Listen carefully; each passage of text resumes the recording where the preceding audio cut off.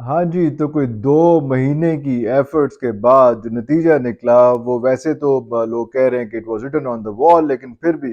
थोड़ा-सा परेशान-कुन था मेरा ख़्याल है इंडिया के लिए। और जिस पेस में, जिस जाहो-जलाल के साथ और जिस रऊनक के साथ, जिस तकब्बुर के साथ इंडिया जा रहा था, लग तो यही रहा था कि इंडिया ही जीतेगा। और हम जैसों का भी टिल्ट वहाँ पे होने लग गया था कि जितनी पेस, जिस तरह से, जितने एटीट्यूड के साथ इंडिया की टीम खेल रही थी, जितने कॉन्फिडेंस के साथ उनकी टीम खेल रही थी, लग तो ये रहा था कि उन्होंने ही ये वर्ल्ड कप की ट्रॉफी उठानी है। और जितना क्राउड उनका साथ दे रहा था, जितने सब लोग उनके साथ थे, जितना मीडिया सारा उनके इर्द गिर्द साथ साथ उनके उनको लेके चल रहा था, और जितना जैसे कहा जा रहा है कि आईसीसी उनको सपोर्ट कर रहा था, बीसीसीआई को, उनका जो क्रिकेट काउंसिल है उसको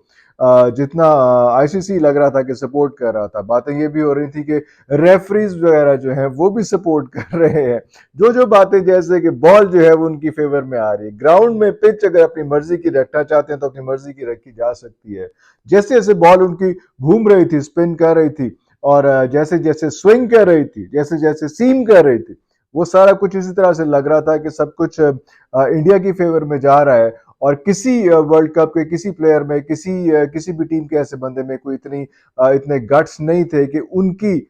बॉलें भी उसी तरह से स्विंग करें जिस तरह से इंडियन के सीमर्स की और पेसर्स की और स्पिनर्स की बॉल घूम रही थी पिच के ऊपर। लेकिन एंड में नतीजा कुछ और निकला, और वो सारा जो एक पूरे का पूरा चीज कंस्ट्रक्ट हुई थी वो धड़ाम से आखिरी मैच में जा पड़ी। हुआ तो ये कि टॉस इस बार इंडिया नहीं जीता, हर बार टॉस जीत रहा था। ये भी एक कंट्रोवर्सी आ रही थी कि टॉस बॉल जो कॉइन है वो दूर फेंकते हैं, और दूर फेंकने की वजह से जाता है रेफरी, और रेफरी जो है वो पहले ही वो उनके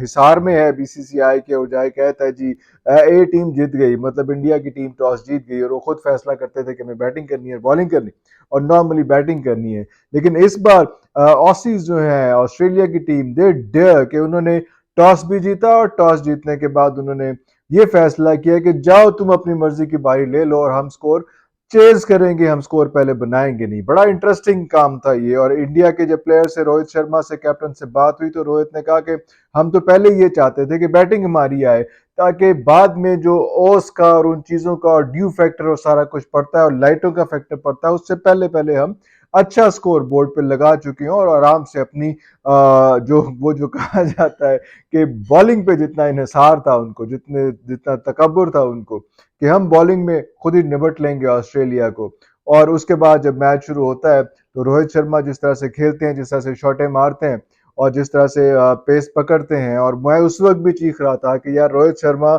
और विराट कोहली अगर ये 20 या 30 का स्कोर क्रॉस कर जाते हैं तो फिर उनको आउट करना मुश्किल हो जाता है। लेकिन इस बार हुआ ये कि रोहित ने अच्छा स्कोर किया, उसने छक्का मारा एक ओवर में, उसके बाद चौका मारा, और उसके बाद फिर एक और ड्राइव करने की, एक और छक्का मारने की, चौका नहीं छक्का मारने की कोशिश की, और बॉल एज हुआ और हवा में गया, और बड़ा जबरदस्त, बड़ा खूबसूरत कैच हो गया। और वो ऐसा कैच, मुझे लग रहा है कि उस कैच के बाद जो है मैच ऑलमोस्ट खत्म हो चुका था, क्योंकि बॉडी लैंग्वेज चेंज हो चुकी थी। उसके बाद सारे का सारा फोकस आ गया विराट कोहली के पास। और कोहली जो है वो हमेशा से, पहले से ही, शुरू से ही वो ऐसी ऐसी सिचुएशंस को हैंडल करने का माहिर है। जिस तरह से कहा जाता है कि मैच विनिंग जो इनिंग होती है वो विराट कोहली की होती है, वो किसी और की नहीं होती। बहुत कम ऐसे प्लेयर्स हैं जिनकी मैच विनिंग इनिंग्स होती हैं। जिस तरह से अभी जो है वो ऑब्वियसली ट्रेविस हेड का हुआ, उसने मैच विनिंग इनिंग खेली, 130 के ऊपर स्कोर किया, और पूरी की पूरी टीम को साथ लेके चला ऑस्ट्रेलिया का। लेकिन वो एक once in a blue moon हो जाती है। लेकिन कोहली के बारे में कहा जाता है कि मुसलसल वो चीज लेके चलता है। और कोहली इतने कॉन्फिडेंस से, जब उसने 50 भी क्रॉस कर ली तो इतने कॉन्फिडेंस से वो खेल रहा था, और हम लोग भी सब देख रहे थे कि ये मैच अब मेरा ख्याल है कि ऑस्ट्रेलिया से दूर जाता नजर आ रहा है। लेकिन जब कोहली आउट हुआ, और कोहली जिस तरह से वो इनसाइड एज पे आउट हुआ, जिस तरह से उसकी विकेट उड़ी, जिस तरह से वो बोल्ड हुआ, तो उस वक्त उसके बाद की उसकी बॉडी लैंग्वेज जो है, अगर आप उसको देख सकें, दोबारा उसको चला के देख सकें, तो बाकायदा उस चीज से पता चलता है कि उसकी वो बॉडी लैंग्वेज इतनी अजीब किस्म की थी, इतनी परेशान कुन उसकी बॉडी लैंग्वेज थी, कि वो जो क्लोजअप्स थे वो पूरी की पूरी टीम को और इंडिया के पूरे क्राउड को स्टेडियम में, और पूरी की पूरी नेशन को, वो उसकी एक शक्ल जो है, वो ऐसे मोमेंट में, जिस मोमेंट में उसकी बॉडी लैंग्वेज से सबको चार्ज अप होना था, वो पूरी की पूरी बॉडी लैंग्वेज की वजह से पूरी की पूरी टीम उसकी और पूरी की पूरा उसका क्राउड, पूरी पूरी इंडियन नेशन जो है वो जा पड़ी। इंडियन नेशन के हवाले से बल्कि सब कॉन्टिनेंट की नेशन के हवाले से बड़ा एक अजीब फीचर ये रहा है कि हम लोग बहुत जज्बाती हैं क्रिकेट में। हम लोग जब इस किस्म की सूरत हाल होती है तो हम अपने प्लेयर्स को इतना अंडर प्रेशर ले आते हैं, क्योंकि पता होता है सबको कि अगर हम लोगों का कोई मसला हुआ, कोई इस किस्म की चीज हुई, तो फिर ये कौम छोड़ेगी नहीं। आपको याद होगा कि जिस तरह से